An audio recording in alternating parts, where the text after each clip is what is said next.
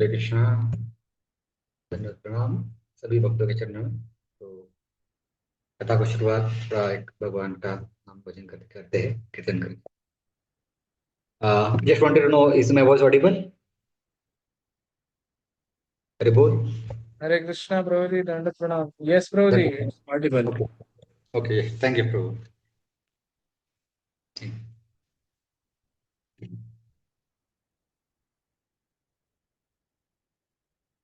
नमो विष्णुपादाय कृष्ण पृष्ठाय भूतले श्रीमते भक्ति वेदांत स्वामी इति नामि।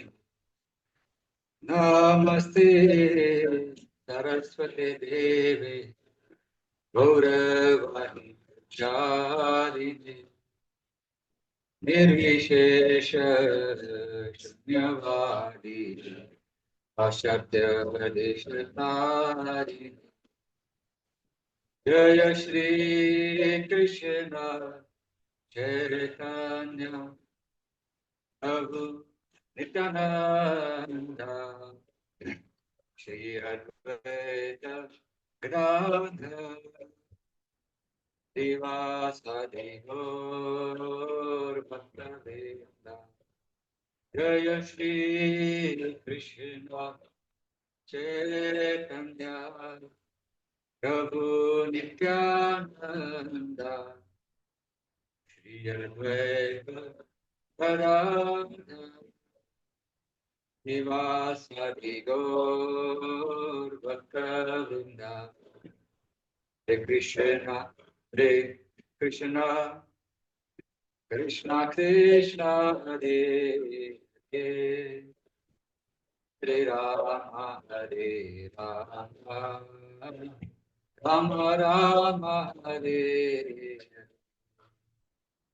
Hare Krishna, Hare Krishna, Krishna Krishna, Hare Hare, Hare Rama, Hare Rama, Rama Rama, Hare Hare,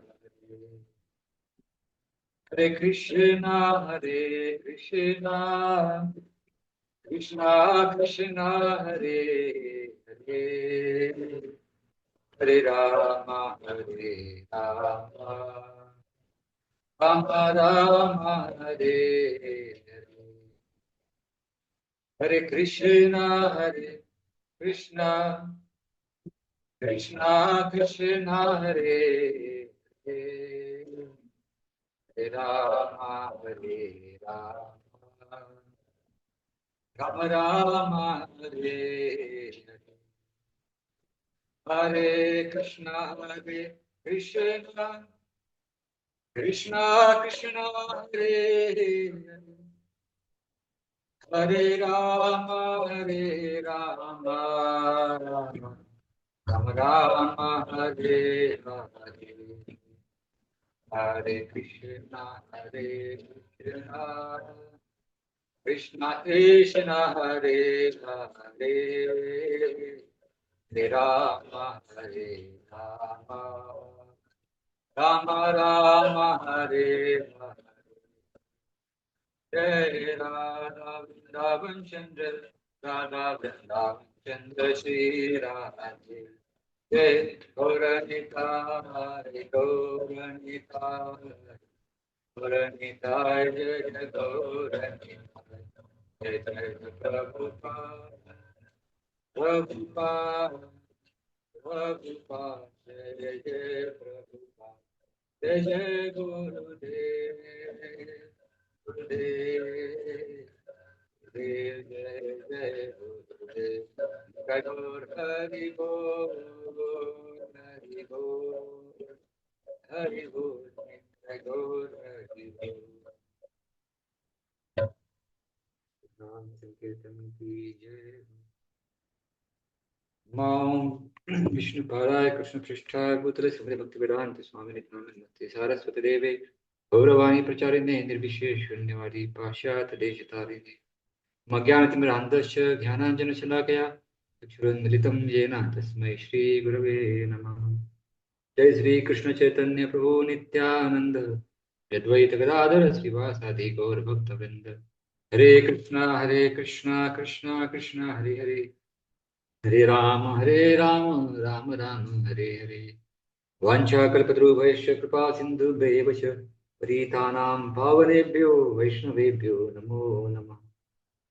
कृष्णवृंद की जय। हरे कृष्णा। तो सभी सादर उपस्थित भक्तों के चरणों में इंग्लिश में करता हूँ, सॉरी। बीच में अभी हिंदी में कर रहा था, ठीक है, sorry. So my obeisances at the lotus feet of all of you, sincere Vaishnavas, who are at various parts of this India or whatever, some even Pakistan and all different places of this world. You are trying to serve wonderfully and trying to do all your endeavors to please Shri Prabhupada, Shri Gurudev, by your all various endeavors to serve the mission. So taking blessings of all of you. Today Panchani Prabhu gave me a topic to speak on the glories of holy name. I just thought to speak on the verse from Srimad Bhagavatam. Is my voice audible, Prabhu? I just wanted to double check once again. Everyone is Prabhuji, you're okay. audible. Perfect. Okay. I'm not wearing headphone. I'm just on the speaker, so I just wanted to check. So, so decided to have like just 2 minutes in the verse.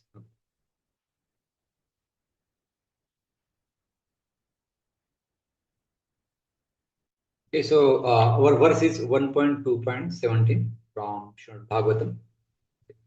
So this verse, we should just recite the verse and then we can discuss further, expand on that. So let's start with the verse. So before like we begin, as we see, obviously every one of us we're trying to do our sadhana, whatever the instruction that we received from Gurudev and all our senior Vaishnavas. Okay, we're trying to take. We have taken a like step of process of sadhana, like right, sadhana bhakti, which is and one of the major process of that we took it is of shravanam. Okay, sorry, chanting you can say. Okay, which begins obviously with shravanam. So begin with let's start this. First, let me just open this. Okay, yeah. So if we see first, just to give the context before. So as today's topic is the glories of holy name, obviously I am also trying to do with all my struggling and whatever endeavors to take shelter of the holy name. Obviously it's not easy, but let's try to discuss and try to verify. I'm trying to just discuss this and elaborate on this, whatever I heard, just to purify myself also, and let's share and discuss with each other, all of you. Okay.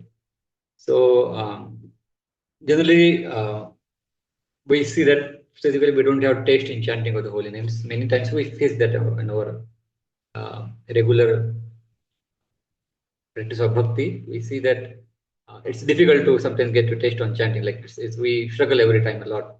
Okay. And generally, we also see that we still keep on struggling with unwanted desires. They still keep on continuing to trouble us. Okay. Our mind remains distracted because today's world is so much full of all anarthas. Okay. So generally, one may generally may think that okay, let me first get purified. Okay, then I can chant very nicely. Okay, because sometimes this thing can happen. Like okay, unless I am purified, how can I chant? Sometimes people give excuse. Like let's say we ask them to let's say you're in book distribution somewhere. Okay, we are trying to give book to someone, Bhagavad Gita. They say, okay, sure. Sorry, I could not touch Bhagavad Gita today because I had eaten something. The people give excuse, no? Okay, oh, I have eaten some non-veg or something like that. The people from outside world, okay, that they try to always give some excuse. Okay, I'm not pure. I cannot touch Bhagavad Gita or I cannot touch scriptures.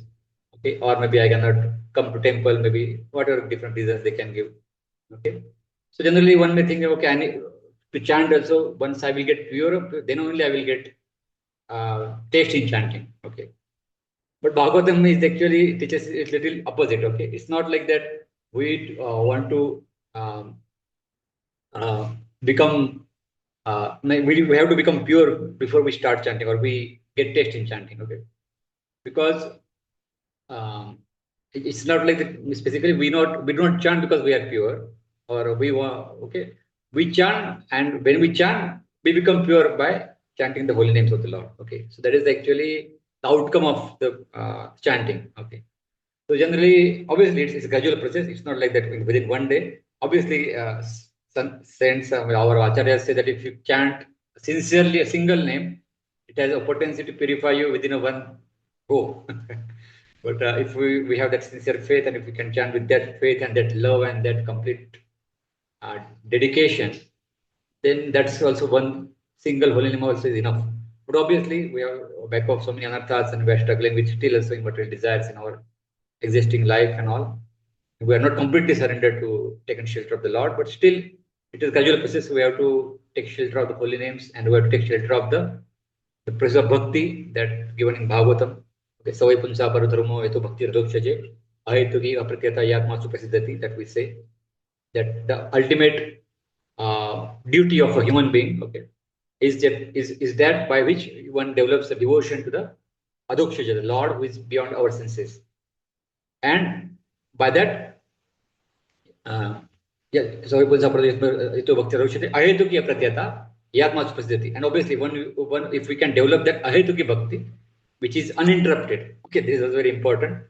Apratyata means without interruption. If we are chanting holy names of Lord, like we have taken this, many of us are taken vows, chant the holy names of Lord like 16 rounds every day. And some of those who join initially, they also take their discipline, chant, start from beginning 4 rounds, 8 rounds, gradually increase to 16 rounds, and minimum keep on that standard. Okay, so we have that taste, we have that particular this process of vidhi to have uninterruptedly, like we can say, complete doing our sadhana daily, every day without fail. That is our duty. Okay, to gradually, this is a process. We have to chant without any expectation from Lord. Okay. We are not chanting for any material benefits or material things. That's not our expectation. We want what is our pain, the goal. Our goal is the prema pumarthaman, what we say pancham purushartha. That is our supreme goal. Okay, to get the shelter of the Lord, to get that is uninterrupted loving service in this Dham, Golok Vrindavan, that we are expecting everyone to join along with all of our acharyas who are serving there, Srila Prabhupada and all. And that's what we want to serve, following up footsteps of Srila Prabhupada, for assisting Srila Gurudev, Srila Prabhupada in his mission in there also. And also when we are in the part we are here in this world, material world, we also want to serve the mission and please them. Okay. So main thing that we have to engage in that Ahitukya Pratyata Bhakti, and by which obviously we will Yatmasu Prasiddhati, then we will face complete experience of the bliss and bliss in service, you can say, in short. So so one of the main point of that is actually the verse of Bhagavatam which says the 1.2.17 that I was saying. Shrutam Shakta Krishna Punya Shravana Kirtana Udanta so Abhadrani Vidunoti Shrusatam. Okay. So okay, what we are saying, Shrumatam Swakatha Krishna. When we try to like in short, like let me just read a translation by what Prabhupada gave, and then we can more elaborate on that. So the translation of this verse is Sri Krishna, the supreme personality of Godhead, is situated within everyone's heart as a well-wishing friend of devotees. Okay, Surudam. Okay, Surut Satam. Okay, he's a Surut Satam. His devotees, he's like very friendly. Okay, and he cleans all inauspicious desires from the heart of one who eagerly hears and chants his glories. So what he said, Vidhunoti, right? Vidhunoti, this word is like he himself cleans that. Okay, sometimes we feel that okay, I will chant and then gradually by my endeavor it will get purified. Okay, or I have to do endeavors to be purified. That's true. We have to do endeavor. We have to do our pursha, our parts to take shelter of this process of devotional service and try to do sincerely, chant holy name without, although we may not feel taste, but still we have to chant regularly. Especially the Mangalarati, the morning time is very considered to be auspicious. When we wake up early in the morning and when we chant, go to the temple, and when we chant in the association of devotees, the perfect time, perfect formula that Prabhupada has given us now to this moment of ISKCON. So it's the best thing. And even if you are not living nearby temple, you can still make that environment of temple at your home, the morning program. And by taking shelter of that, it's like uh, we have one part to play, okay, that we endeavor to play. But it's not by only our endeavor. Like we say, no, in the case of Damodar Leela, where Yashoda Maya is trying to bind Krishna with a rope, we say no, that is always two finger short. So that the two finger short were the and at the end Krishna allowed that two fingers are generally considered to be analogies to be our endeavors and then Krishna's mercy. So when our endeavors meet Krishna's mercy, then obviously means when we perform endeavor, obviously then Krishna performs mercy, and actually by Krishna's mercy only we get service and we get purified and all. Himself as our dear friend of devotees, okay, and being situated in everyone's heart, okay, he cleans all inauspicious desires from the heart of everyone. But what is mentioned, who eagerly hears and chants, okay, Shrumatam Swakatha Krishna, okay, who eagerly hears and chants his glories, Swakatha Krishna, Bhagavan ka, Lord Krishna's Katha, who are with, if we are to trying to glorify is either of any of this one, Nama, Rupa, Gunalila. Okay. When we are trying to chant his name, Nama, or when we are trying to just discuss about his Rupa, okay, or just see his Rupa and remember that Nama, Rupa, Guna qualities, when we try to discuss his qualities and also Leelas, his wonderful pastimes and activities, Leelas, when we try to discuss that, and also about his devotees, also devotees, Dham, okay, Lords. So everything about Krishna is Krishna himself. Like we say, no, Nama Jintamani Krishna, Abhinatva Nama Namena. Like there is no hate between Krishna and his name. Okay, so whatever corresponding to Krishna, Tadiya, is considered to be Krishna himself. Okay, right? Whatever it reminds of Krishna. Okay, so when we uh, take shelter of this kind of chanting of the holy names of Lord Shruvatam, okay, okay. So and obviously chanting is also considered to be it's kirtanam, but kirtanam also is shravanam, right? When we chant, we hear. Prabhupada says no, we have to hear it properly. Like we have to be when we chant, we just don't chant thinking of so many things. Obviously, at the back of mind, we think of so many problems in our life, or when we're chanting, we're thinking of so many other things that are happening in our life or we're struggling with. But main thing is to focus on chanting the holy names and try to hear it, right? This is a process that all our acharyas, Prabhupada, and senior devotees tell us. And repeatedly, we want to always remember this process. Some many times we forget, and we just chant to finish our rounds, complete our rounds, and our quota, you can say, or day's quota. But main thing is we have to think of how we can kind of take complete shelter and chant with feelings, chant with emotions, like if you see, like for example, Gurudev's kirtans, such a wonderful kirtans. Okay, every time you see, he's like when you are singing, Gurudev is singing in the kirtan, sankirtan, he's always is closing his eyes and with such a feelings and emotions, he's singing that, right? From core of his heart, he sings, and that's what is the same tune he's singing from last 50 years, you can say, and it's such a wonderful. Every time people hear it, like anyone hears it, they start dancing and like their hearts feels the same kind of something different kind of it's a bliss and obviously feelings of emotions and love for Krishna. So it's like that. That's what like when we can see from example of Gurudev also how he sincerely chants, not even in Sankirtan, even if you have seen personal japa when Gurudev do personal japa, he sings it very deep emotion and all, especially when he's sitting and chanting and obviously that's what he does. Like that's what he teaches us by his example. We have to chant with not only with our mouth and our ears by hearing, but we have to chant with our heart. Obviously, it's difficult. I'm also saying, but many times it happens. Okay, we go to office and all. Okay, now we have to. Few rounds are remaining at the end, evening or night. We may come from, and you are trying to just finish it, just complete it as a formality. But we would have to actually don't have to go into that mode. If possible, we have to make that habit in our life to sleep early in the morning. Sleep early in the night, and wake up early in the morning. Brahma Muhurta is considered to be auspicious time, and take shelter of the holy name.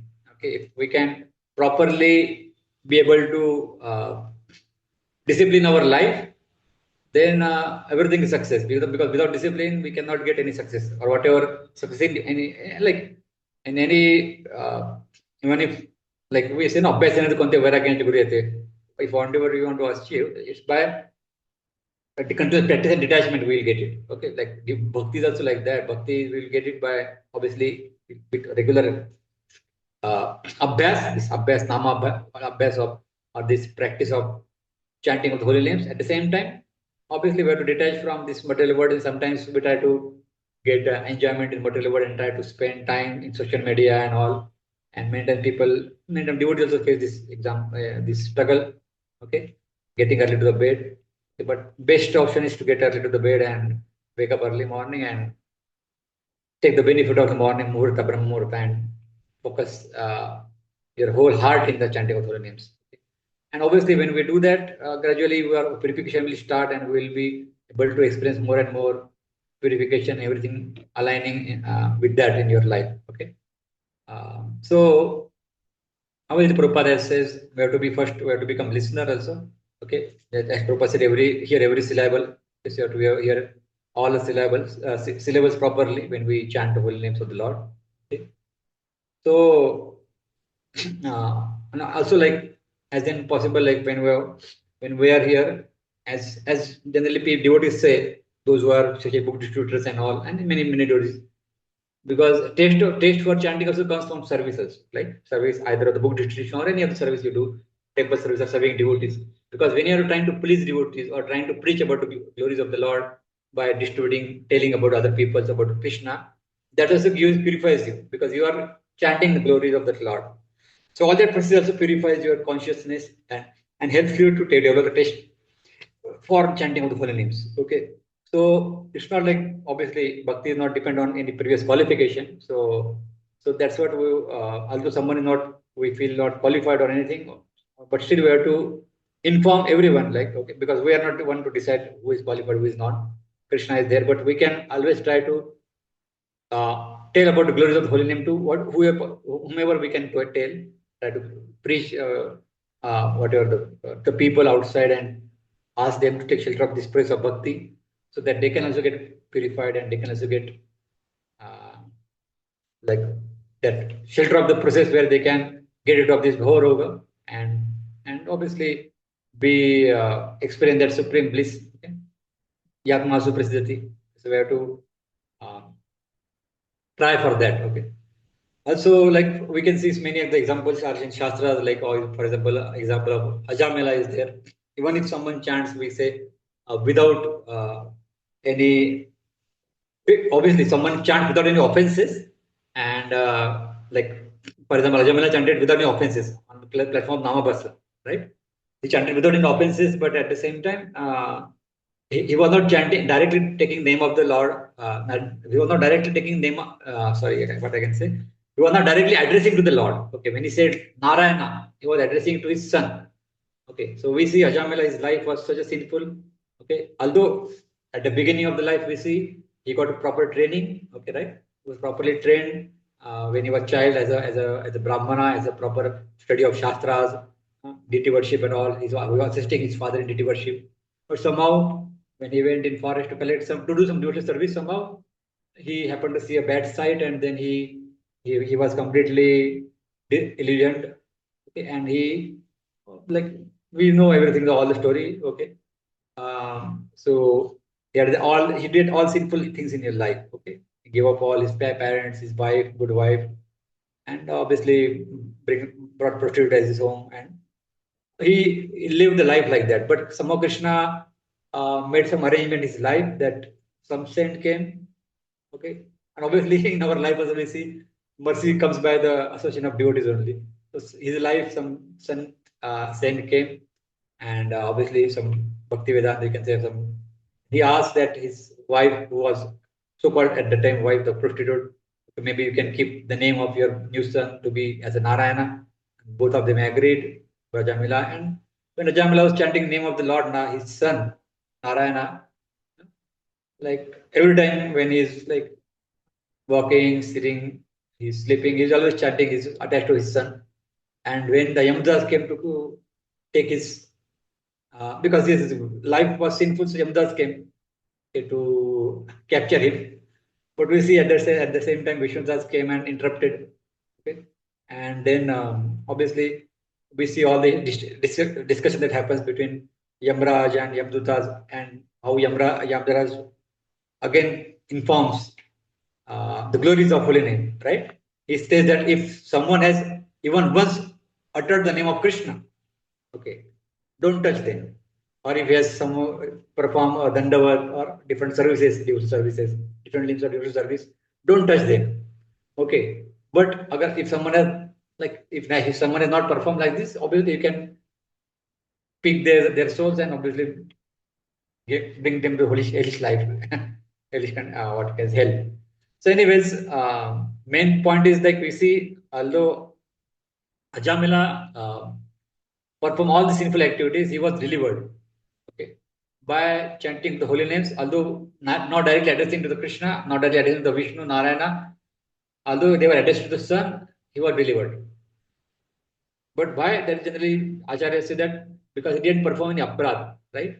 Generally, we see when we perform any offenses to any devotees or Vaishnavas, it is very difficult. Where our life, like we like Mahaprabhu says, it's Hadimata aparadh. Okay, when we do any Vaishnava aparadh, it's like it's a big obstacle in our devotional service. It actually eradicates a devotional creeper.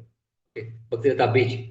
So we have to be always alert of not performing any aparadhs, especially Vaishnava aparadh. At the same time, we may see any apparent faults in a devotee or something, but we can pray for them. If we are not in a position to correct, we can inform some authority and they can correct that devotee if possible.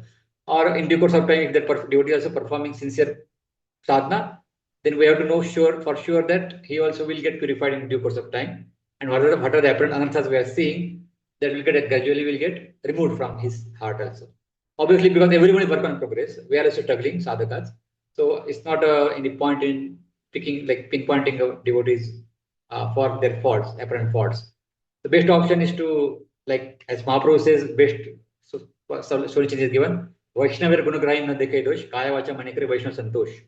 So when we try to do this Nam Jap, sadhana of Nam Jap, without not doing offenses, but at the same time, Vaishnava Gunugra is seeing, like, for example, for Vaishnavas, don't try to find their faults, na dekhe dosh, but Vaishnava Gunagra, but be like essence seeker. See the good qualities in Vaishnavas, good qualities in each and every, even other people also who come in our touch. It's not like that all non-devotees, we have to see them as like all they are bad. We have to see also the essence in them and try to teach them gradually what are the good qualities are there in them. Okay. And and we have to try to please the devotees. That's what he said. So when we try to please devotees and also try to avoid other apradhas, or generally other apradhas happen obviously by default. Seva apradha happens sometimes. Vaishnava apradha generally happens obviously, but other than that, there are also apradha for deities and other things that happen. That's okay. But main thing is that if we keep on doing chanting holy names of the Lord, gradually this tendency to do aparadha will get reduced, because that is only the solution. We don't have to remove this, and obviously we have to be on guard, especially on Vaishnava aparadha and other things. So gradually we'll develop the taste for holy names. Okay. So this is actually many important things like in devotional service we have to see, and obviously many devotees in all our you can say traditions, different traditions in our India sense. They also glorified the you can say the holy names of the Lord. Okay. Like for example, Tukaram Maharaj, if you see in Maharashtra, he also said that always he is glorified holy name so much, like in his Nabhangas and all. नाम घेता उठा उठी नाम घेता उठा उठी होय संसाराची तुटी होय संसाराची तुटी. He said that nama geta utha uthi means when you are waking up and when you are sitting, like every time when you are doing any activity, nama geta utha uthi, when you are chanting holy names a lot every time, hoy sansaraji tuti, okay, means you will get eradicated from this bhoroga, or this bhoroga or this disease of material existence will get eradicated. होय संसाराची तुटी. Okay. ऐसा लाभ बांधा गाठी विठ्ठल पायी पडली मिठी विठ्ठल पायी पडली मिठी. Like he says that Tukar Maharaj is saying that kindly keep this like this benefit of chanting holy names of Lord. Please take this benefit which is available to you. Okay, and by that what will happen? Vitthala pai padli meti. By that you will be able to embrace the lotus feet of Lord Vitthala, Lord Panduranga, Lord Krishna. Is other than Lord Krishna. Okay. नापरते साधन नाही जेतुवानिक करिशिकाहि जेतुवानिक करिशिकाहि. Like he said that there is no other way than now. Okay, like we say also like Harinam Harinam Harinam Eva Kevalam Karu Nasteva Nasteva Nasteva Gatiranyatha. Like Gurudev many times says this verse quotes from our Shastras. So and what Mahaprabhu also quotes like Harinam Harinam Harinam. This is only the way, and there is no other way, no other way, no other way. So Namapati sadhan nai. There is no other sadhan other than this holy name. Even Naneshwar Maharaj in the Hari Part also says the same thing. Like in Maharashtra, this series of shlokas called Hari Part. So like there are different saints that they have established this holy name. Okay, is very effective and is only the means and also the goal, obviously, for us to taste, to develop that taste and to develop that love for holy name, love for the Lord. Okay, so that is actually our main thing, how we can take shelter of the holy names of the Lord. And apart from that, main thing we have to see, like when we're chanting the holy names of the Lord, sometimes there is tendency that we try to not understand that the meaning behind that, right? As Prabhupada says, Hare Krishna Mahamantra, chanting Hare Krishna Mantra is like what? It's like a prayer, right? When we chant Hare Krishna Mantra, what we're chanting? We're chanting O Krishna and O Srimati Radharani Hare, please kindly engage in your service, right? So this mood has to be there at the back of our mind, okay? That we want to engage in service of them, okay?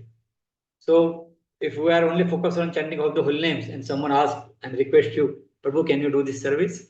And we are not, we are not inclined to do that, then obviously we have to understand something is wrong, right? Because when you're chanting and some service comes to you, you should be grateful. Oh, Krishna got pleased and he has given me service, right?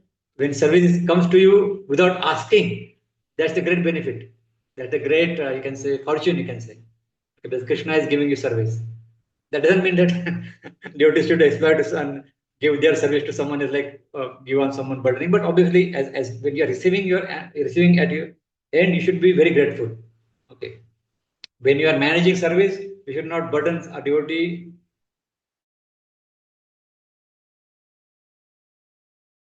Devotees on the receiving side of service, you should see that any service that comes to him, even without asking, that's the great, you can say, um, great fortune. And if you are in capacity to do that, you should be always ready to do that. Unless there is some, obviously, sometimes you may be having some other things, important priorities at the same time. And you cannot do that service.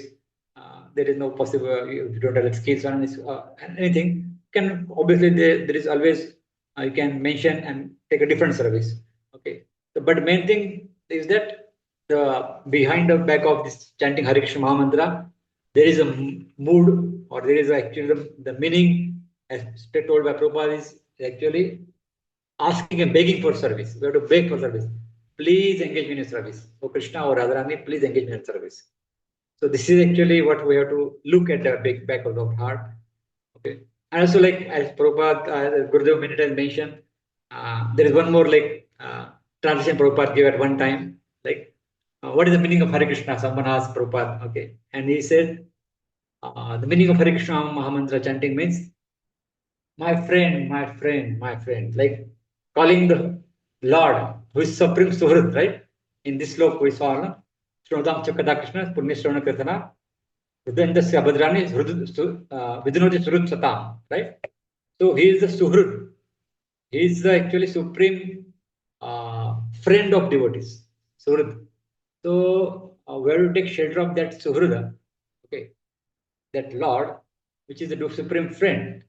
Okay, and that's what when we chant also, we have to also see that we have to call him because he's supreme well-wisher, right?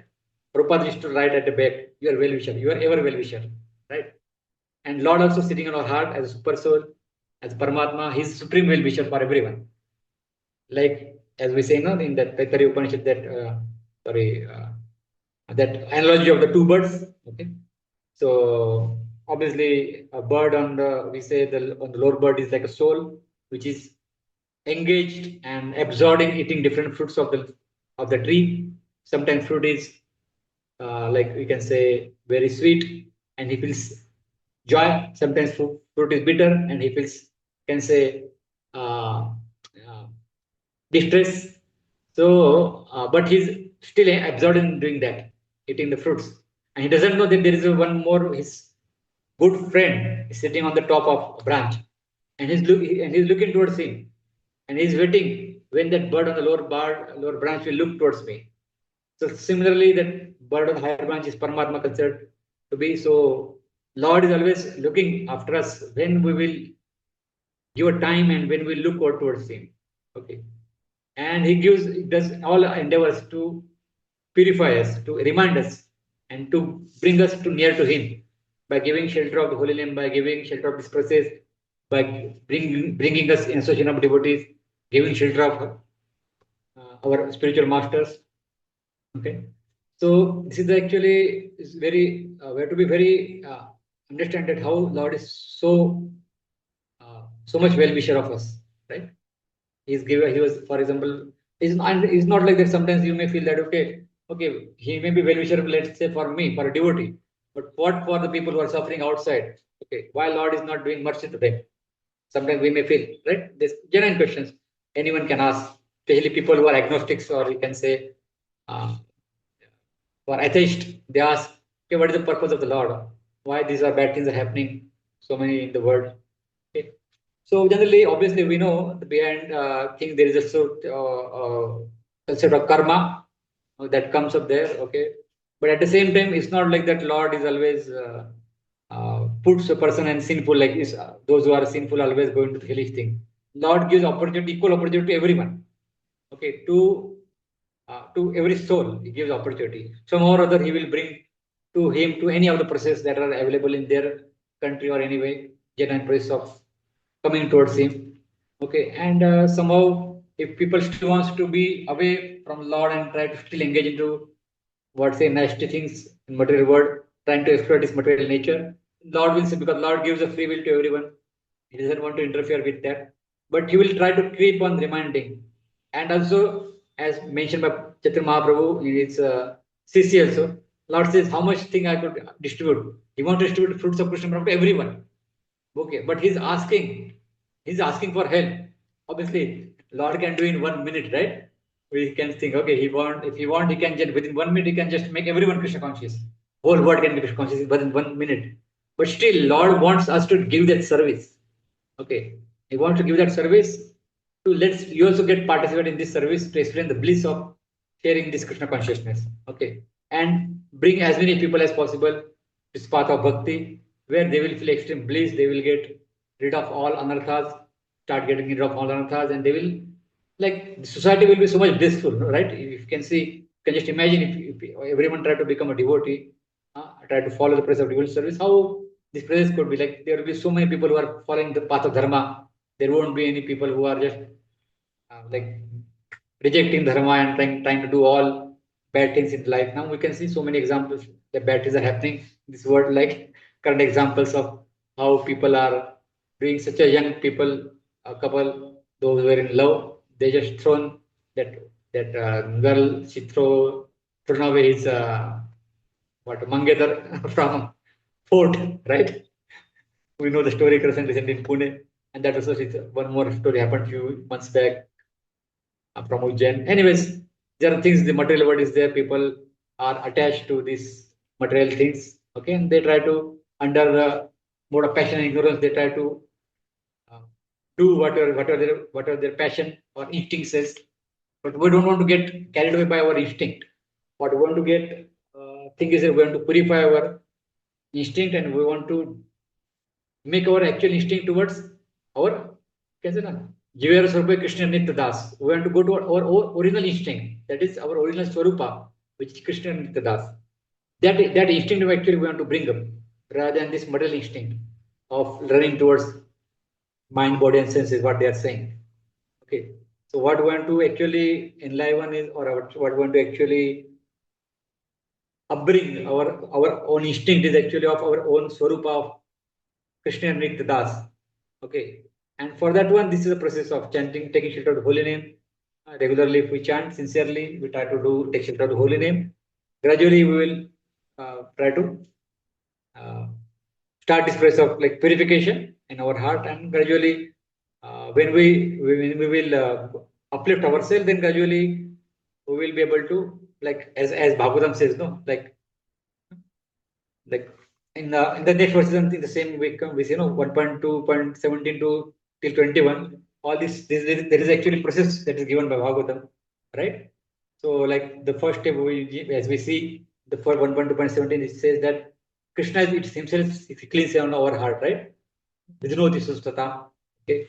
Then again in the 1.2.18, it is mentioned that Nashta Parayasha Vedrishu, we know that shloka, Nityam Bhagavata Seva. When we regularly do the service by hearing Bhagavad Katha or by serving Bhagavad, like devotees, Bhagavatas, like sincere Vaishnavas, okay, pure, not only pure devotees, even serving all Vaishnavas, devotees, we have in that mood, if serve that, then Nashta Parayasha Vedrishu. All Abhadras in our heart will get, all answers will get disappear.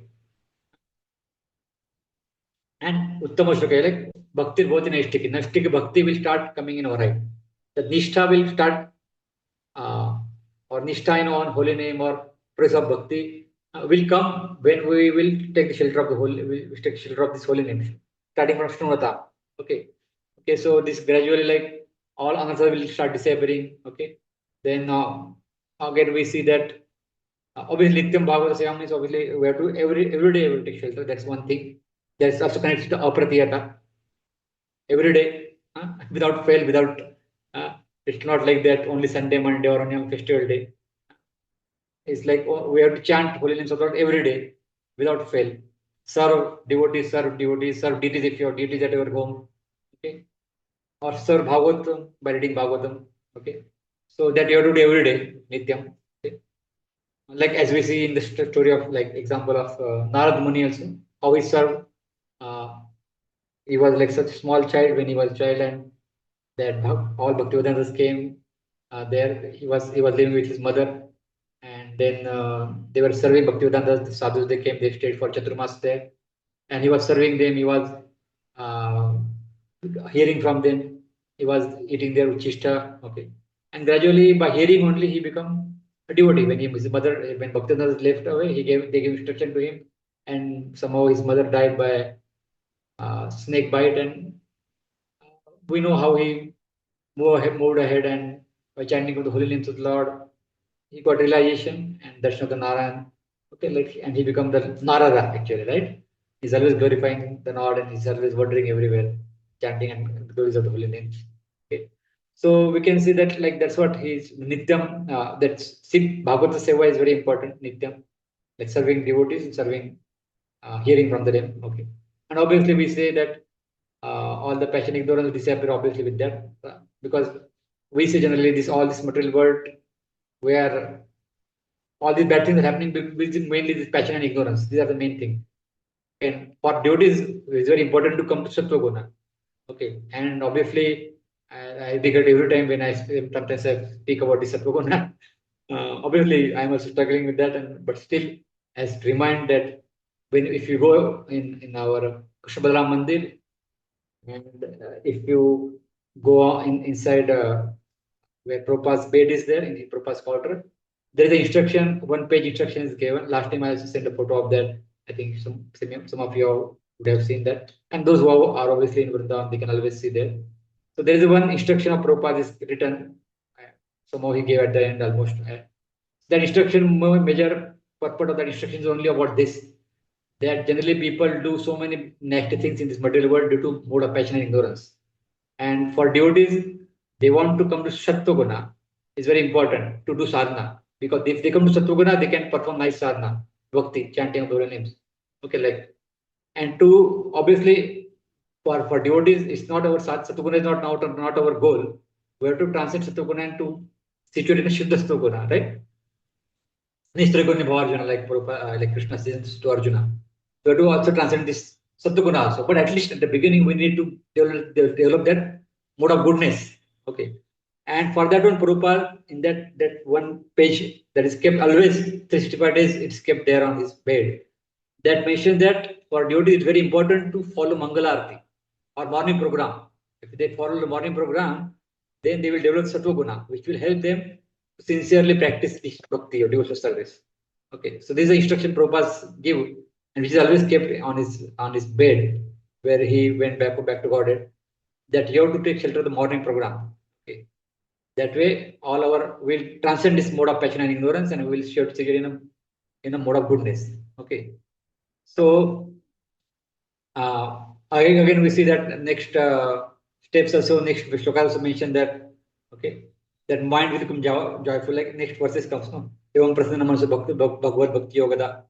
Okay, one will become very prasanna manaso, mind will become very joyful, like when we perform the devotional service. So, like waking up early morning and more performing the sadhana is also helpful, is always joyful when we do Mangalarati, joyful, blissful, and prayerful. You feel with you when you sing Mangalarati with your heart and soul, you feel something special, right? Everyone would have experienced that. Okay, and that day is something special. Like when you, so if you could make every day special by chanting Mangala, like going to the Mangalarati, praying from your heart, glories of Gurudev, glories of like praying to Gurudev, praying to Tulsi Maharani, praying to Prabhupada, and praying to Vaishnavas, and remembering all Shikshashtakam prayers. So it's the process of purification itself, right? And then obviously after that we sit for 1.5 hours for chanting holy names. So as much as possible, obviously everyone is doing their jobs and everything. So as much as possible, but throughout the day we try to complete the quota. If possible, best option is to finish as much as possible in morning. Okay. So if we take the shelter of the holy names of this process of bhakti sincerely, then obviously that way the knot will be cut. Like Vidyate Hriday Kanti Chiddhati Samshaya, like the last one of the verse comes in this series only. It's not of this materialistic desire which is there in our hearts will get eradicated. Will be so this knot will be like it will be cut by this sincere bhakti, okay, or practice of this devotional service, okay, and all our sanshayas, obviously doubts will get eradicated, okay. So that's what we have to sincerely try to take shelter of this holy name, and as much as possible in our life. Although I am speaking, I know personally from I'm also struggling now currently in my sadhana. Obviously, when chanting 16 rounds, that's not an issue. But main thing is chanting with focus and chanting with attention and chanting with sincerely, giving priority to the morning program. That's what I would like to do in my life now. And I would sincerely like to beg the lotus feet of all of you, sincere Vaishnavas, please kindly bless me so that I should take the shelter of the holy names. Sincerely, I should give priority to the morning program, okay, which is the key to bring us in mode of goodness, which will also help us develop the taste for holy name. And that way, which will enable us to reach the ultimate goal, Prema Pamarthaman, Pancham Purushartha, which is our actually our actual uddisht or actual goal of our bhakti, that having that pure devotion, pure feeling of devotion and service at the lotus feet of Supreme, the divine couple, Sri Radha Krishna, and also the lotus feet of Sri Gurudev, Sri Prabhupada, and Lord Sankirtan mission. So I'm like again, my obeisances to all of your lotus feet. Please bless me and kindly also forgive me for any mistakes in my presentation. Anything is there, uh, please forgive me. What is bad is there, please forgive, and what is uh, good was there in this presentation. It does not belong to me. It all belongs to Gurudev and all Vaishnavas from whom I heard that. So, Panchakalpatrubhayasya Kripa Sindhubhyevo cha Vaidanam Pavanebhyo Vaishnavibhyo Nandapati Vaishnavrinda ki jai. Hare Krishna. Dhanyavad.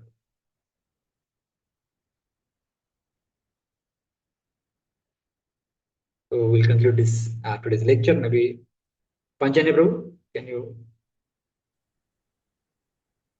reward?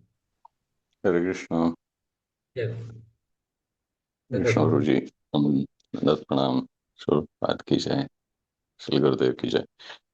Thank you for Prabhu for this wonderful presentation. I think Panchana Prabhu has some issue with his phone. I believe Gopir Mandala Mataji, are you around? Hi, Krishna Prabhu. Namaste. Yes, Prabhu. Hare I'm Krishna. very sorry, Prabhu, if I missed anything. So, first of all, thank you, Vrajapati Prabhu, for the wonderful session and wonderful kirtan. It was so enlightening. Now I request devotees if they have any questions, any comments, or anything add-on they want to add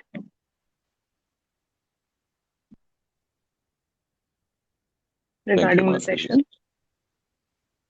Thank you. There are so many points for me personally to take from this session. So, and Prabhu, like whatever Prabhuji shared, it also reflects his own mood in which Prabhuji is practicing his own sadhana. Not to take away the focus of the class itself, but I've known Prabhu for more than 10 years, I think. And Prabhu is one of the most humble devotees who has been sincerely practicing for several years. And he has also personally served Srila Gurudev. Yes, and very happy and proud to be his god brother. Okay, and at the same time, Prabhu, you specifically you mentioned about the holy names of the Abhangas, where those Tukaram Maharaj is glorifying Vithala. And in Karnataka also, there is Purandaradasa, who glorifies Lord Vittala. He belongs to the Madhva Parampara. So there is one of the poems where Purandara Das writes, Ninyako nin hangyako nina nama vandare sako. It's like, I don't need you, I don't even need your association. So Nina Nama Vandiddare Sako, it's like I just I have your name, I don't need you or your association.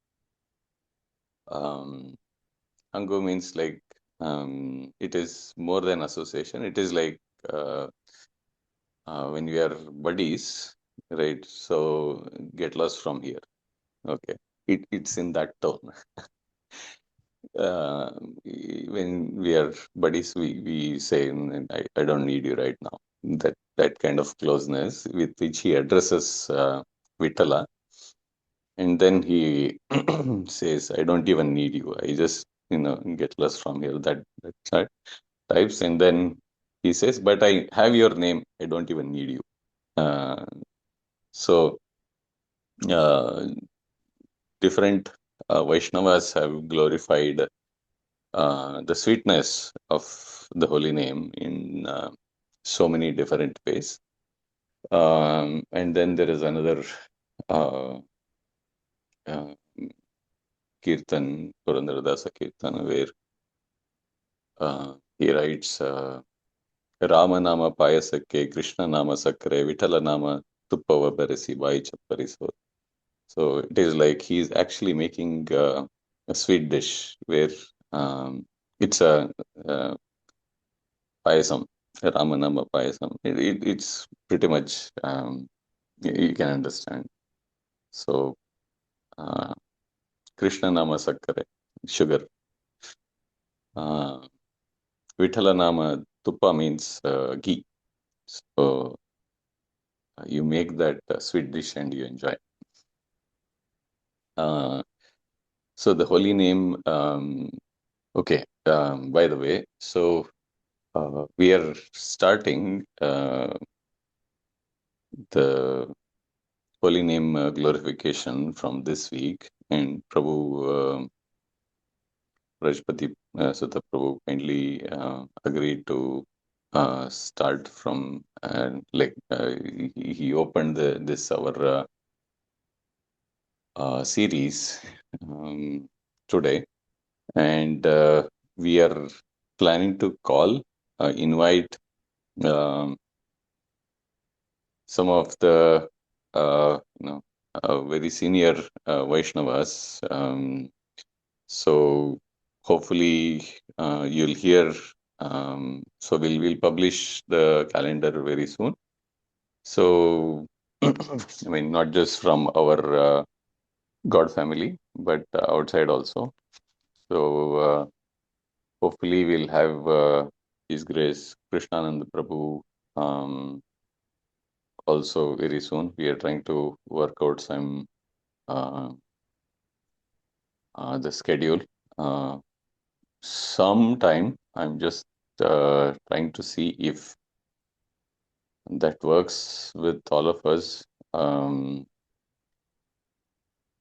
Sometimes the timings may shift because all of their, all of the senior Vaishnavas, their timings are like so tight, and to get their schedule, it is a little difficult sometimes, and then we may have to shift one or two sessions before or after. So that may be a possibility. Yeah, just a heads up. Okay. Yeah, I'd let other devotees to share their thoughts. Thank you so much again, Vrajapati Sudha Prabhu.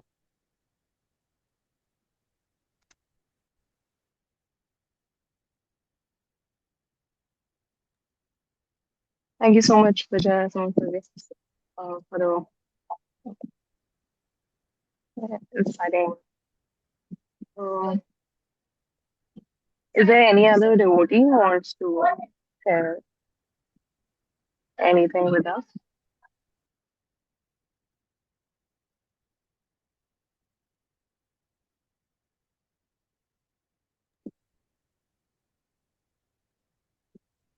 So let me share the chapter in the group. And I have a question. Meanwhile, while you share, go ahead and share the chapter, Mataji. I have a okay. question for Vrajapati Sudha Prabhu.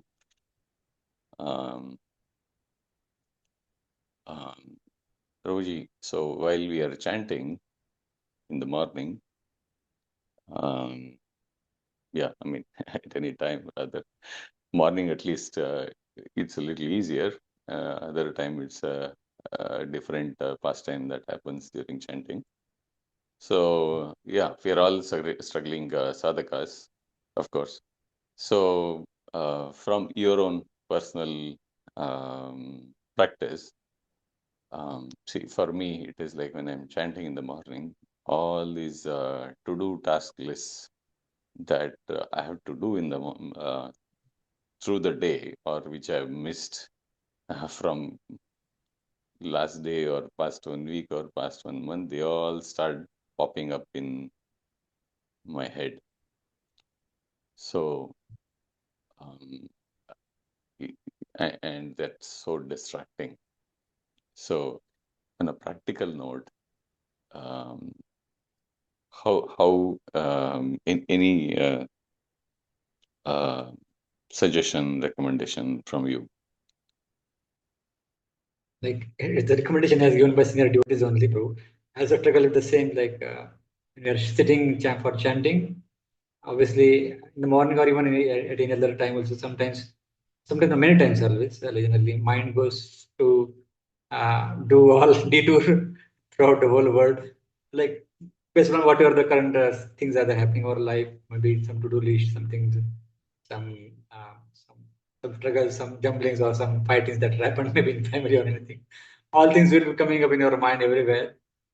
And obviously, it will keep on you distracting from your holy name. So obviously, the business of mind to distract you and from the main purpose of that. But as we say, no, mind is the only enemy. Is also the main.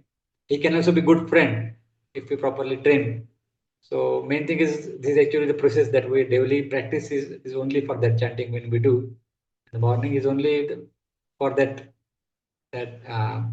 prayer to make mind as a friend, to make it focused on chanting and hearing the holy name. So that's what, as a person, devotees also, I also struggle, but I also yes, that is the main thing that if we some days, let's say, if we chant with focus, we also feel that the chanting has some different experience that we feel, right? When we focus, chant for with complete focus and try to hear what we are saying, what we are trying to chant, at the same time trying to get away of all the thoughts that are coming up our mind and try to ignore them. Okay. So when we chant like this, we feel that something, that chanting has some potency, obviously. But it's in terms of, because it's like we try to be focused on that, especially as Gurudev says, chant with full affection and all, chant with from your heart. So if we try to just like, let's say, consider chanting to be like Sankirtan, okay, right? When we chant Sankirtan, okay, we try to put all our emotions and faith, right? All over when we chant, we feel that okay, we're chanting with some tune or with slow mood or something, with slow level. So that's why that emotion can come up. But it's not like that. A speed or anything, or a tune of the Sankirtan will only create an emotion. The emotion is a feeling of our heart, and if we try to put it in our chanting also, chanting with putting our emotions and like bring. I've seen a couple of places, like when I'm sitting with Gauranga Prabhu and other senior devotees in Vardhani College, when they chant when in group ashram, so like in temple. So like I had seen these senior devotees, they try to put their heart in the chanting. Like that's what they are so successful in, like connecting so many people to devotees. So sorry, so many people to bhakti, praise of bhakti. So that's what, like, if we, like mentioned by Gurudev, we try to chant with from our heart and try to put a prayer, like this chanting is like a prayer. So try to consider it as a prayer and try to put that mood of prayer in our chanting, and obviously we'll remain more focused. Okay. Like that the other thoughts doesn't come in our mind much, right? But when we sit for chanting only, at that time all thoughts come, because at that time we are only seeing only by our own we're trying to do. Obviously, when we chant in association of devotees, it helps a lot. But even if not, at least if you are chanting in your home, at least we have tried our best to chant with the feelings and emotions and all of our heart and soul, you can say. And obviously try to ignore the jumbling and jumping of our like mind, who's always is like a monkey who's always jumping from one thought to other, one idea to other idea. Better to focus all our ideas and thought to on Krishna. That would be the best option. Obviously, I'm also struggling with that, but that's what I could recollect as heard from all senior Vaishnavas, and where to do that. That's what to shake shelter of the Holy Name. Thank you so much, Prabhu.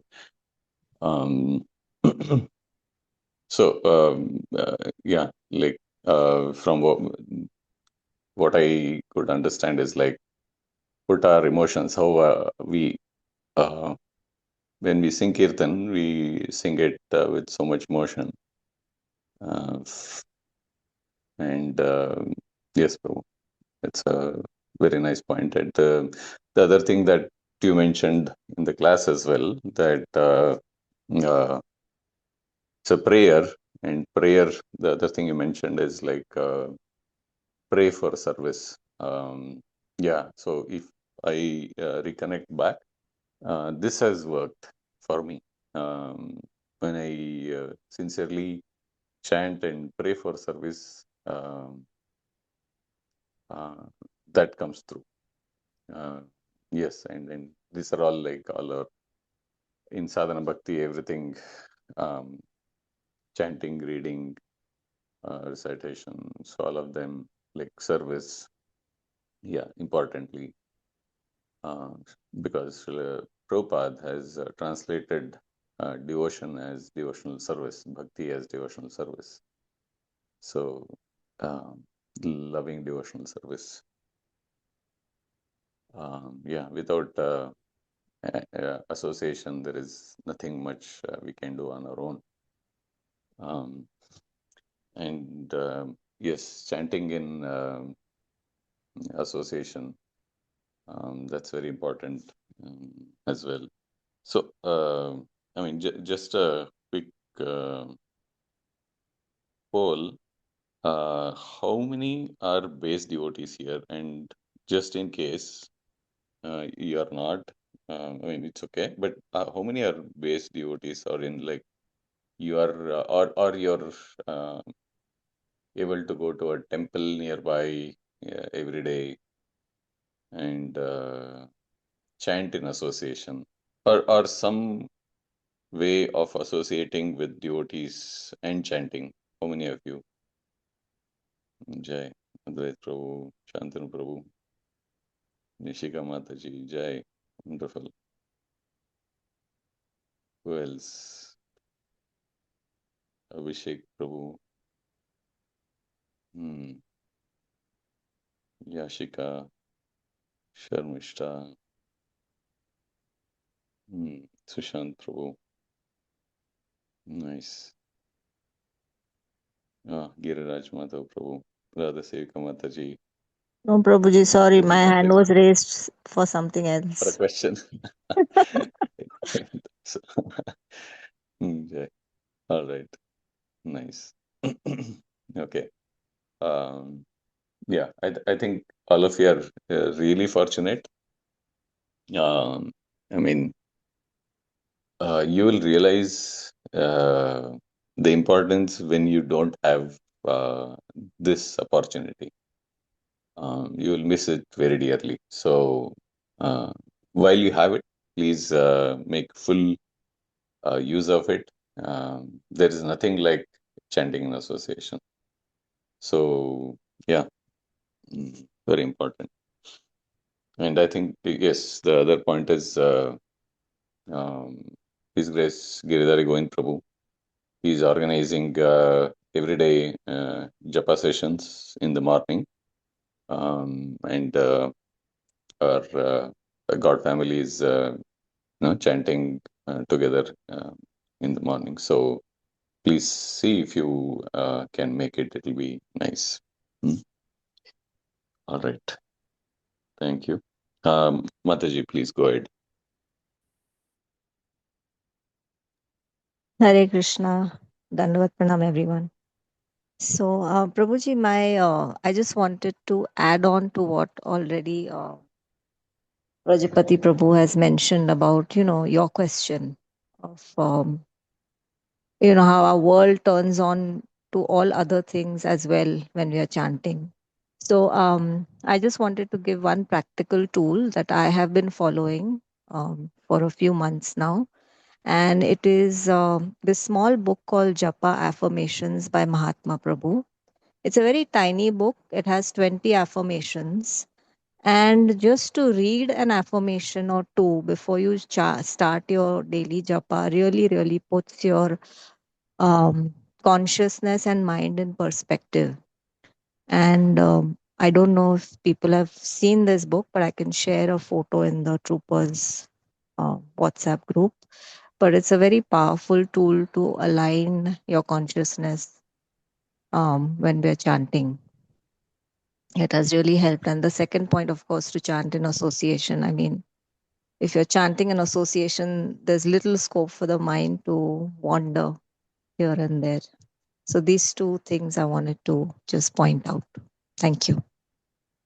Just to add to this, as Mataji mentioned, I think I remember a few years back, maybe in 2016 or 17, when Gurudev was in Mumbai at Narottam Prabhu's house. he had one seminar that was organized there, and Gurudev took this affirmation from Mahatma Prabhu. He shared with printouts with everyone. So many devotees, like disciples and aspirant disciples of Gurudev, came there. Those who were in Mumbai, and Gurudev had a good seminar on, especially on this japa. I think the recording would also be available somewhere, but it was especially on this affirmation, japa affirmations, and followed by the importance of holy name and all. So it was wonderful. So that's what, as Mataji mentioned, is helpful. The affirmations. Yeah. Jay. I think all the mentors who are here kindly request your mentees to join these sessions because we are, we are going to have these a series of japa, holy name glorifications across several weeks. Okay, yeah.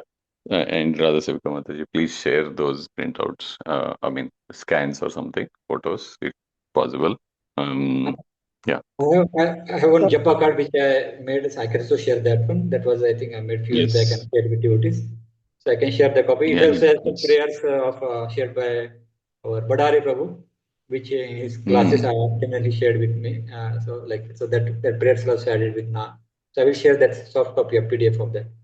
Last time I printed and gave it to devotees, but yeah, I can share that. That is affirmation. Nice. Thank you. So, Prabhuji, if you don't mind, this is one affirmation which is related to your question. Can I just read it so that Yes, everybody can get please. an Please go idea ahead. what these affirmations are like?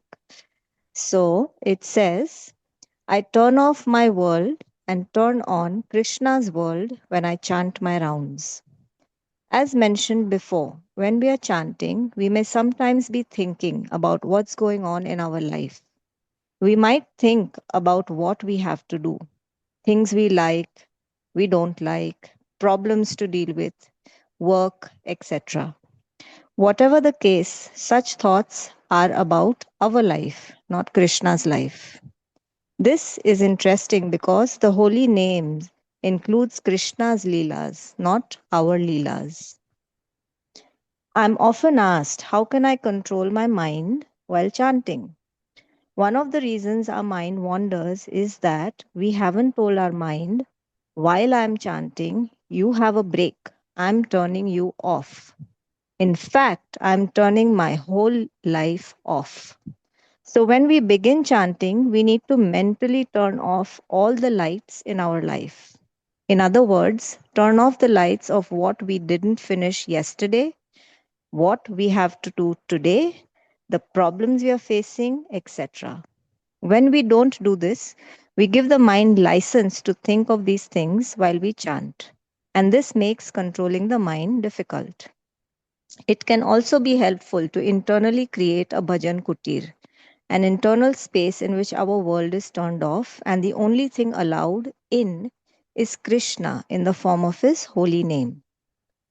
One more thing that is helpful is to get up early and create a time free zone. This means to imagine that our day doesn't start until our japa finishes.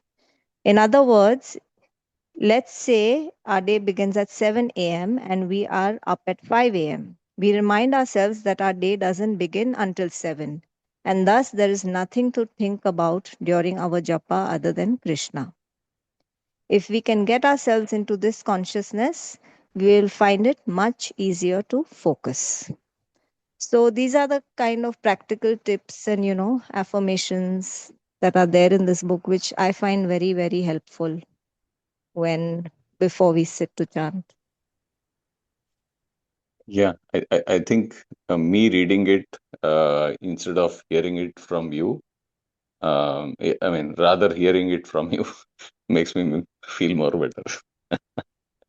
Or hearing it from Vaishnavas, uh, it almost feels like somebody's advising you. It's really nice, Yeah, but Mataji. it's all Okay. Mahatma Prabhu. I think this And book is like absolutely. I'm sure if everybody gets into the habit of reading this, it will definitely Yes. change how they chant.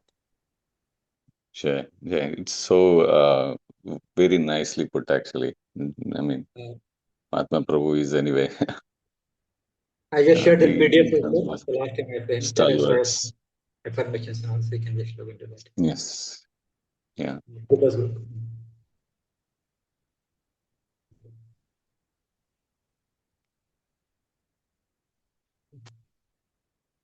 And I think there is another Anshu Gupta. Is it Anshu Mataji? Or I okay.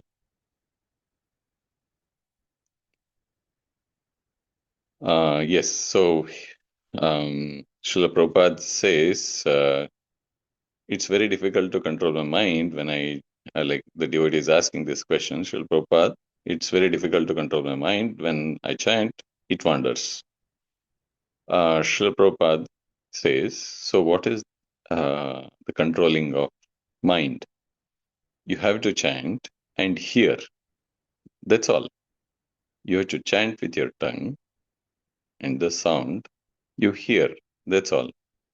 What is the question of mind? So all these codes you have to hear as per, I mean, we can read as per time, place, and circumstance. How Prabhupada would have answered these questions. So all these devotees who were there along with Prabhupada, we should remember that Srila Prabhupada was very, very, very lenient to all these Western, specifically Western body devotees who were, he was like, it was completely new for them, this whole process. They come from the Western world and they absolutely have no background. At the same time, Srila Prabhupada says, you have to chant and hear, right? So, hear how? I mean, it's not mechanical here. I mean, there is, when we are doing certain things, there are so many sounds that we are hearing, right, in a normal day. We don't give attention to all the things that we hear, but uh, the here, when we, I mean, this is one of the offenses. Specifically, out of 10 offenses, there is only one offense that is specifically regarding hearing, right? That is, I think, the ninth offense, where attentively hearing. So that also Prabhupada only says, right? So this is there are in different contexts. Prabhupada has mentioned different aspects of holy name, like how we should chant or japa. Um, so uh, yeah. So hearing, I mean, when I mean, what we are discussing here is like we are not able to hear our own japa. I mean, it is falling on our ear, but we are not hearing it, or rather listening to it. So that is why we all struggle. I mean, that's the whole struggle about. It is not exactly the mind aspect, but mind takes us away from hearing what we are speaking. So it's not about mind. Where is the question exactly? Prabhupada says, what is the question of the mind? And again, the mind is the enemy here because mind is the one that doesn't allow us to hear. And, it's always a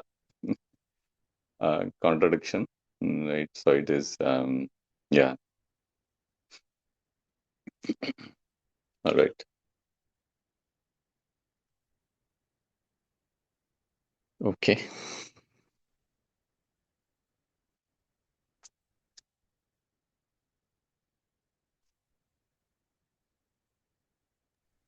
Hare Krishna. If So, really quick.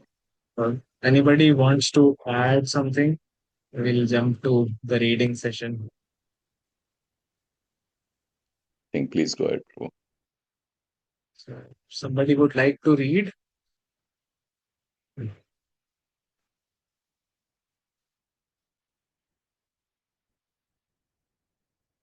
Yes, Mataji. Would you like to share your screen and read?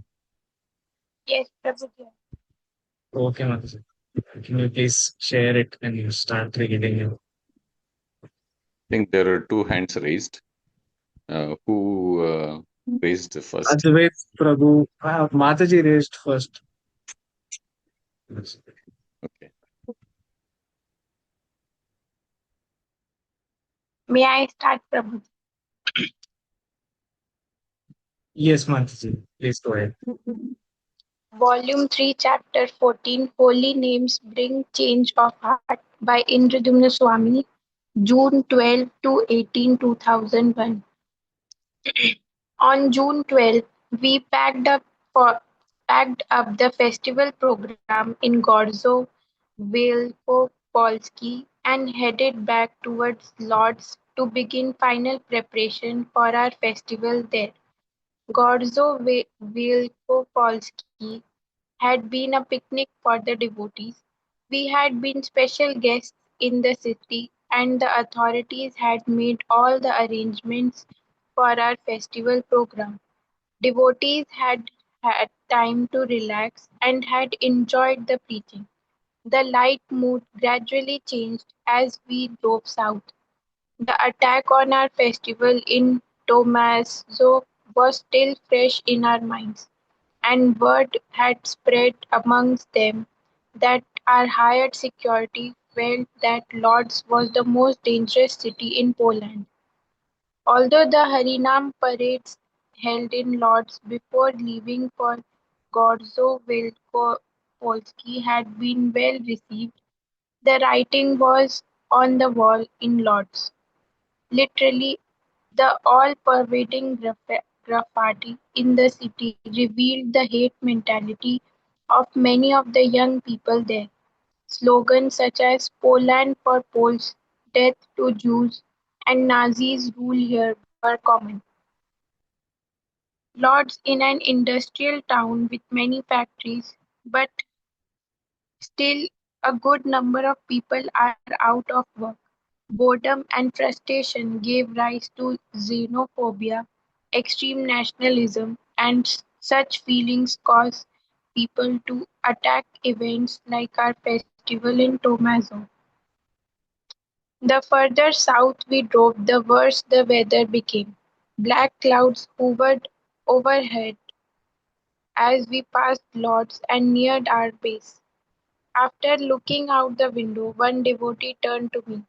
Maharaj, some devotees feel we are asking for trouble by doing a festival in Lodz. They say the same people who attacked us in Tomaszów may come back. I replied, we shouldn't worry. Devotees are not afraid to defend themselves if necessary. I quoted Srila Prabhupada. Vaishnavas do not simply chant Hare Krishna. If there is need, they can fight under the guidance of Vishnu and become victorious. Generally, a Vaishnav is non-violent. However, if Krishna wants, we shall be prepared to become violent also. Lecture in London, 1973. I added, but if there's trouble, we won't have to do the fighting ourselves. We will be well protected by our hired security team for the entire 3-day festival. Don't worry, their presence will act as a deterrent to anyone who would want to harm us. We must go ahead with the festival. Many people are expressing a desire to attend. All the big local newspapers have written articles about the festival. If there's anything we should worry about, it's those dark clouds. They are our most formidable enemy right now. Not wanting to worry the devotee, that I didn't share with him the advice our security firm's manager gave at recent meeting. Despite all the security we are offering you, there remains one way your enemies can stop this festival for good. What is that? I said. Looking at me intently, he said, take you out. Coming closer, he continued, you have to take precautions from now on. From the attack in Tomazov, it's obvious that some people will go to any extreme to try to stop your festival. Here's a brochure describing different types of bulletproof vests. You'd be wise to place an order. I was taken aback. Wear a bulletproof vest? What would the sannyasi of your think of that? They are carried water pots and staffs. And here I'll be wearing a bulletproof vest and carrying a can of CS tear gas, a fighting stick tucked into my dhoti. I was going to tell him that Krishna protects his devotee, but I realized that Krishna expects his devotee to use their intelligence as well. The story of Narad Muni initiating a cobra flashed through my mind. Narad had accepted the cobra as a disciple, and at his initiation ceremony, the snake had promised to follow the four regulative principles. But Narad Muni requested one more discipline of him: don't bite anyone. Having heard that the snake had been told not to bite, children started throwing sticks and stones at it. The snake returned to Narad Muni's ashram that evening and complained about being taunted by the children. Narad Muni chastised his unique disciple, saying, I instructed you not to bite, but I didn't tell you to give up your intelligence. If the children come near you again, simply show your hood as if you are going to bite. Then they'll run away. The security team manager added, it's your decision, of course, but don't underestimate your enemies. I pushed the brochure back across the table and he pushed it back again. We are not playing games here, he said. Give me your measurements. Back in the spring tour base, we received a letter from the police in Tomazov informing us that they had discovered that on the day of our program a priest had rented a van in Zets- Zestoshova, 50 kilometers south of Tomazov. That van had transported 15 tough-looking boys to a parking lot not far from the festival site. Witnesses had seen the boys hurrying to the site near the end of our program and 20 minutes later running back to the van, which then sped off. Further evidence indicates that these boys may have been responsible for the havoc that night. The investigation is continuing and legal action is to be taken at its completion. The night before the first day of the Lord's festival, I tossed and turned in bed, unable to sleep. I was anxious about the event. I knew this could turn out to be a wonderful festival with a huge attendance, if only because we had done more advertising for it than for any festival before. We had distributed almost 50,000 invitations, put up more than 1,000 posters, and been featured throughout the media. The stage was set, but two things weighed on my mind: the frustrated youth of Lords and the rain clouds continuing to hang over the city. Finally, I fell asleep. When I awoke, the first thing I did was look out the window. The clouds were darker than ever, and I could feel the air thick with moisture. I asked the devotee to buy a newspaper, and when it came, my fears were confirmed. Rain was predicted. But my eyes caught another concern which hadn't been brought to my attention. Not far from our festival and scheduled simultaneously was to be a major soccer match, a sure sign of trouble. I offered puja to my Lakshmi Narsimha Dev with all the devotion I could muster, then attended the morning program with the devotees. After prasadam, we boarded the bus to the festival site. We worked under the ominous clouds for hours, setting everything up. At 4:30 p.m., we opened the festival to a small crowd. An hour later, the crowd had grown to only 2,000 people. Of course, many yatras would consider such a crowd a success, but our problem is never getting too few people. It's how to deal with the huge crowds we often get of 10,000 or more. I attributed the poor attendance to the possibility of rain, but the rain held off.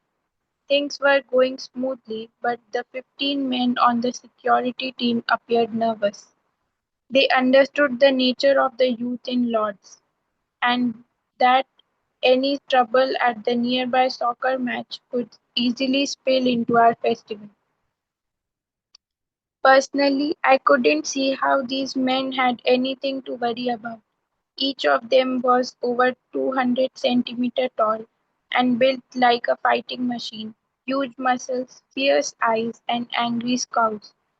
All of them were dressed in black and well armed. Finally, I approached the man in charge of security and asked him if everything was all right. He said he had no worries, but that he did want to speak to me about something. Maharaj, I don't want my men eating your food anymore. During the festivals, your devotees have been giving them all kinds of things to eat from your restaurant. Are you worried there may be drugs in the food? No, I know your pure standards. The problem is that your food has a special effect on my men. It makes them like everyone. What do you mean? It makes them smile all the time. It makes them soft and loving and compassionate. These men have to be tough to do this job. Your food is turning my lions into lambs. Just look over there.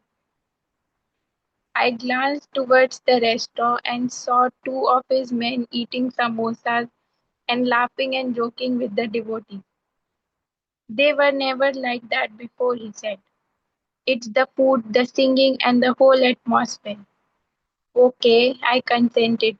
When the festival season is over, we'll give them prasadam to take home. I wandered over to the stage just as Srila Prabhupada and Village of Peace began to play. Sorry, Sri Prahlad and Village of Peace began to play. Darkness was falling, but I could still see the security men in black guarding the stage. As Sri Prahlad and the band broke into a number in which they chant Hare Krishna, I I looked closely at the security men and saw the truth of their chief's word.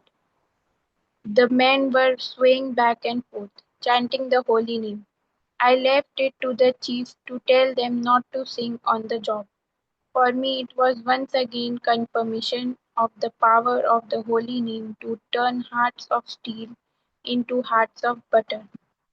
As the rising sun immediately dissipates all the world's darkness, which is deep like an ocean, so the holy name of the Lord, if chanted once without offenses, can dissipate all the reactions of a living being's sinful life. All glories to that holy name of the Lord, which is auspicious for the entire world. Padyavali Text 16. I felt myself relax. After days of worrying about the festival, nothing had happened, and I could see the fruits of the preaching. Then suddenly I saw them coming. A gang of youths appeared on the fields out of nowhere. I recognized them as skinheads by their attire. Dressed in black boots, tight levis, and t-shirts, they moved slowly towards the crowd. They were as angry and hateful as the skinheads who had attacked us previously, and as the youth I had seen on the street. I remembered the devotees' query on the bus. Maharaj, some devotees feel we are asking for trouble by doing a festival in Lords. They say the same people who attacked us in Tomazov may come back. I saw our security men move in closer, bracing themselves for trouble. The skinheads wandered slowly through the festival area, keeping in a big group as they always do.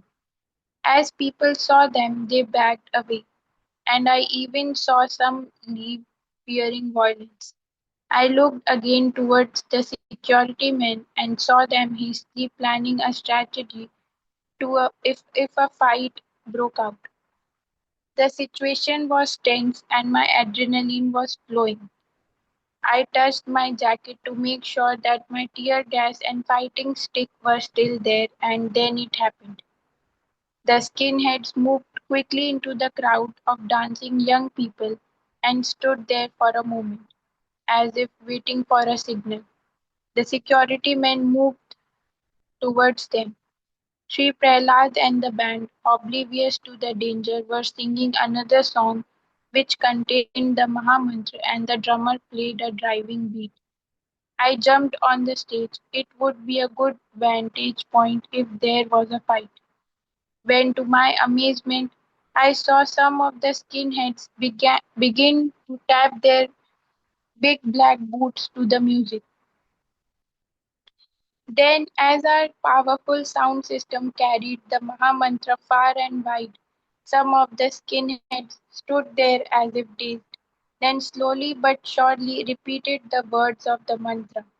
After a few minutes, all of them were chanting and swaying back and forth, a little self-consciously at first. As soon as the kids saw them chanting, they grabbed them and pulled them into the kirtan, where they too started dancing wildly. Eventually, they were absorbed in kirtan, chanting Hare Krishna at the top of their lungs and twirling and dancing with abandon. I sat down in the front of the stage in astonishment. As I did so, I saw the security men back off to their original position, smiling to themselves. I said to myself, what is happening here? How is it that these boys who came here to fight are now laughing and dancing with the devotees? How has this sudden change of heart come over them? I looked at Sri Prahlad. He was perspiring as he chanted the holy names with his deep faith from the stage. He leaped and twirled through the air. I looked at the audience and saw skinheads, teenagers, children and adults holding hands and dancing in a circle. The lights from the stage illuminated them and made them appear like a fire band being twirled around. As the kirtan went on, I sat there in amazement. At one point, I thought, my God, this is what it must have been like during Lord Chaitanya's kirtan. The gentle and the ruffians all chanting the holy name together in ecstasy by his unfathomable mercy. Knowing it to be one of those rare occasions we experience only once in a great while in Krishna consciousness, I decided to simply relish it. Then suddenly the band stopped and the kirtan was over. The skinheads, still laughing, turning around and began to walk out of the festival grounds. In a moment they were gone, although we could hear them in a distance singing Hare Krishna. I immediately thought of the pastime of Haridas Thakur, living in a cave with a dangerous snake. People hesitated to come to see him.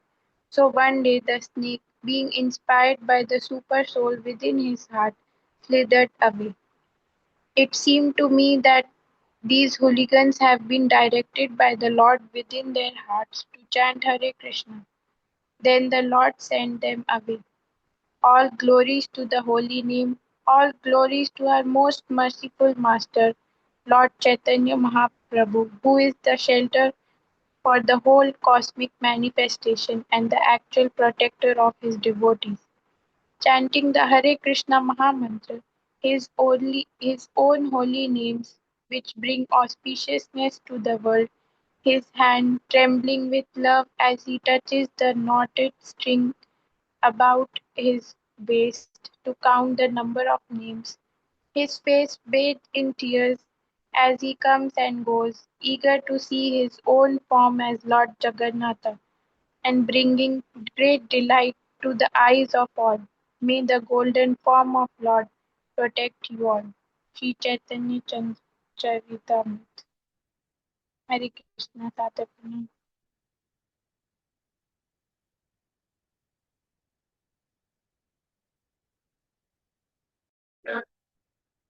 Thank you very much, Madhji, for reading such a wonderful chapter, wild chapter. Please, would you like to add something, your realizations?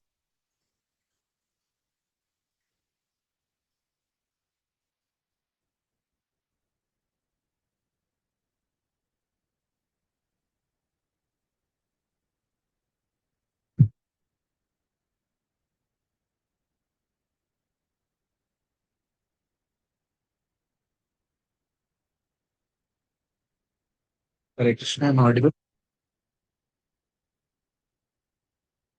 Yes, Prabhu. Devotees, would you like to add your realizations to the same chapter?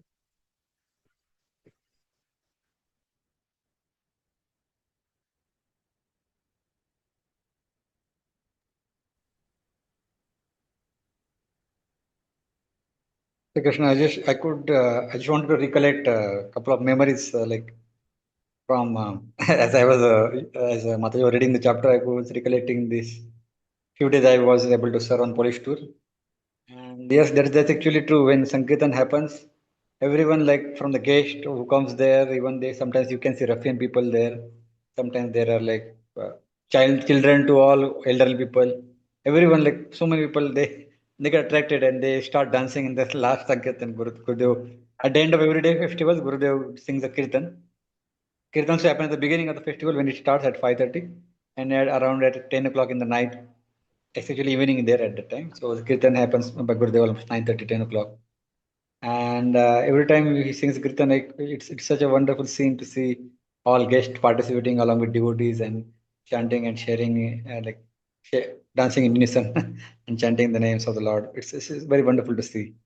So yeah, so I can a little bit could imagine how this could have happened there. It's wonderful. See. Thank you, Prabhu. I even would like to add one thing, that how the holy name, having that faith that it will transform. Like you can see that here, that holy name is not just a mundane sound vibration, like what we read. We are actually able to realize that it is Krishna himself, full potent and capable of melting the hardest hearts. Like we can say that skinheads, where it was like the sudden transformation, like they arrived with hate and ready for violence, and yet they leave chanting the Mahamantra.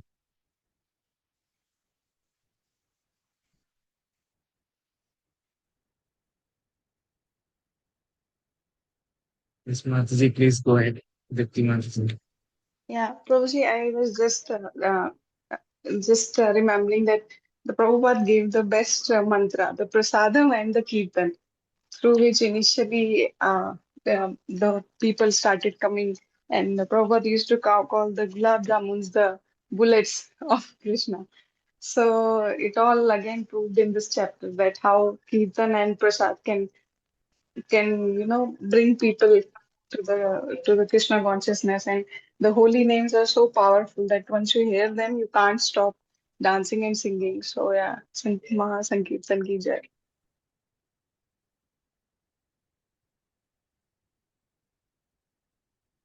think one more devotee had raised the hand.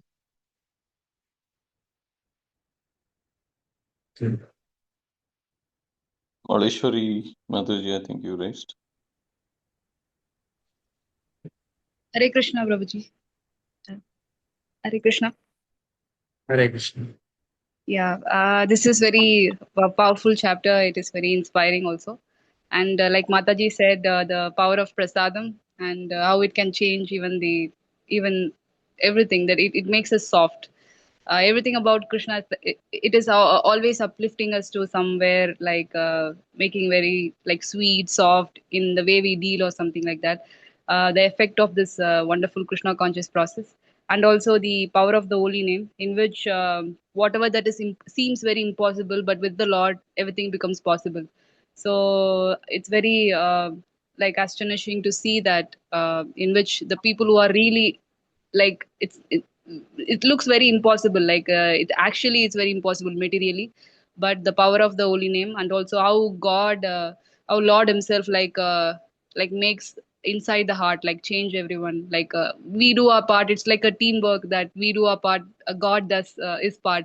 Whenever it is also said by Bhakti Tirtha Swami Maharaj, when we are totally completely drained out of our capacity to do, but we still keep on doing it, at that time the empowerment comes. I also like sometimes in some of the cases, if we keep on still going, like we are totally done with whatever we can, suddenly that empowerment come, in which that is said shared by Bhakti Tirtha Swami Maharaj in one of the uh, like I read it somewhere. So this is very reassured, and it's very empowering. Like God also like do whenever we are doing, we are done, we are in the extreme condition, God comes in and helps us. So that is what I thought. Yeah, Hare Krishna. Yeah. Thank you very much, Mataji. I just want to add one point. Yesterday, I was talking to His Grace Vijay Narasimha Prabhu. He was saying that Srila Gurudev is so merciful. So yeah, we can see that vision of equality and access to Lord's mercy we are getting through Guru Parampara. Like like he's really merciful. Like he is not discriminating based on our past bad behaviors or maybe current bad behavior or any hateful ideologies. Like always compassionate. And I think it's all his mercy. We are getting the mercy of Mahaprabhu through Guru Parampara. Just, uh, I just wanted to share one last point, just on the side note. So the situation that earlier, at least a decade back, it was very critical initially when Gurudev was preaching there in Poland, but now it's kind of good, favorable in quite good, like many of the cities and all, where currently we do preaching festivals we have. So currently, from many years now, we don't hire the security. We have the devotees who are Kshatriya kind of like spirit. So they're a team of devotees are coming from many years on this, and they are a part of security team.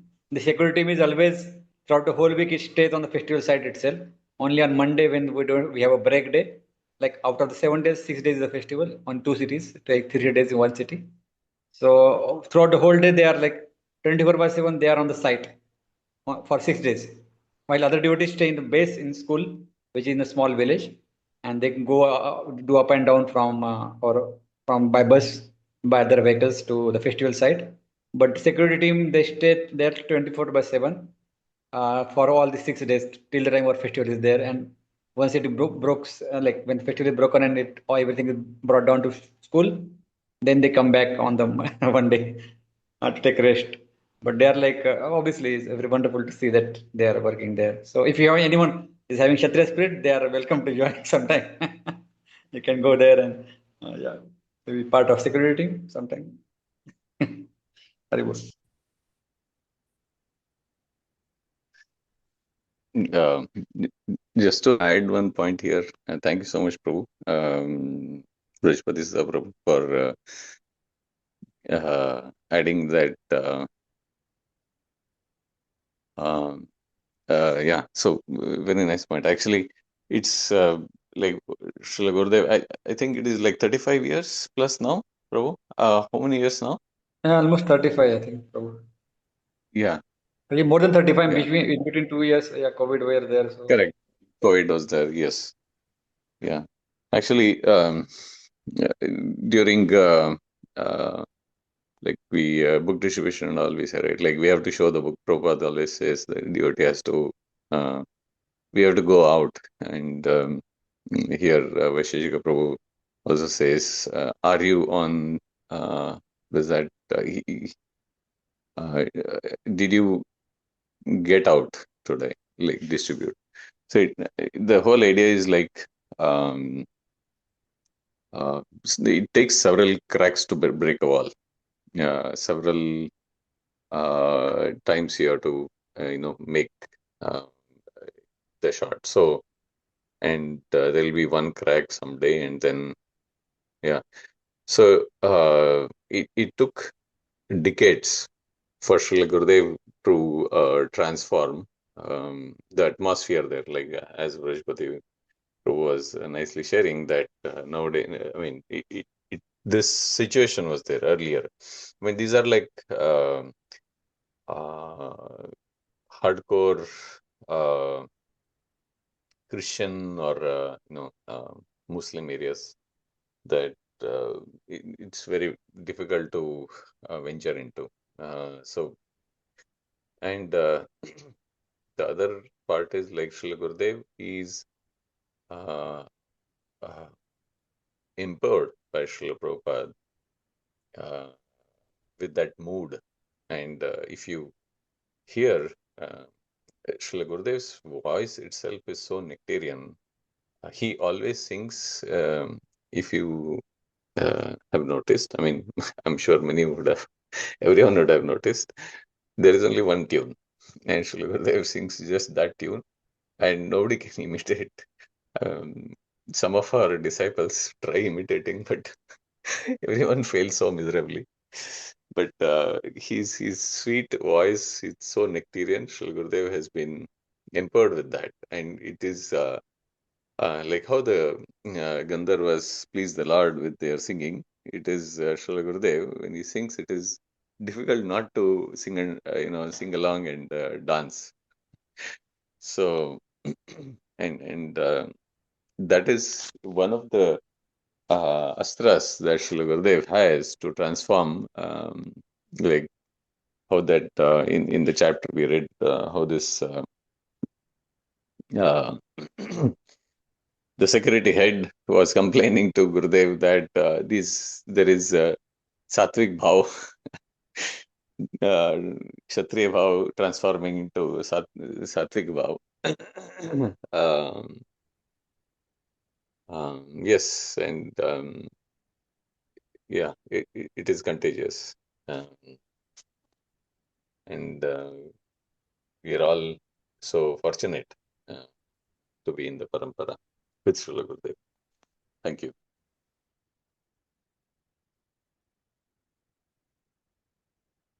Thank you, Prabhuji, for adding such wonderful points. So we'll conclude. Anybody else would like to add something? We'll just conclude for the day. Okay, just end it here. Thank you very much, everyone, for joining. Chakal Prachar Vidyas Chatrapas, the Peter, Vaishnav, everyone. Srila Gurudev. Yeah.